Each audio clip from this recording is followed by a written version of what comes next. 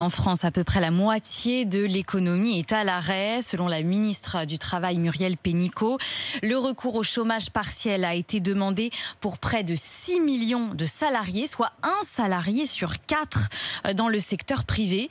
De très nombreuses personnes sont en difficulté financière, de très nombreuses familles. À Marseille, des enseignants ont décidé de lancer des cagnottes pour leur venir en aide. C'est le cas dans une quinzaine d'établissements au moins. Illustration à Font-Colombe, dans le 3e arrondissement. Lionel Dian.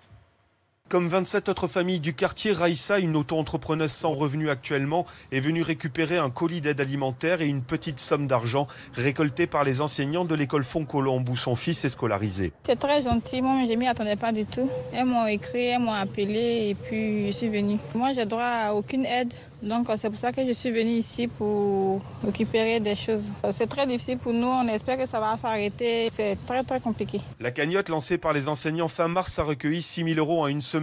Dans un quartier où le taux de chômage est très élevé, il fallait parer au plus pressé pour Virginie Depréto, la directrice de l'école Font-Colombe. Nous, on a décidé de faire quelque chose, parce que c'est des familles qu'on connaît bien. Et le repas de la cantine, le repas du midi, était un repas qui était essentiel pour les enfants.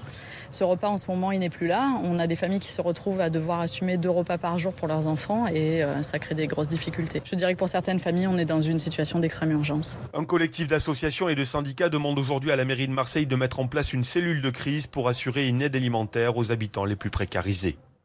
Et puis c'est une date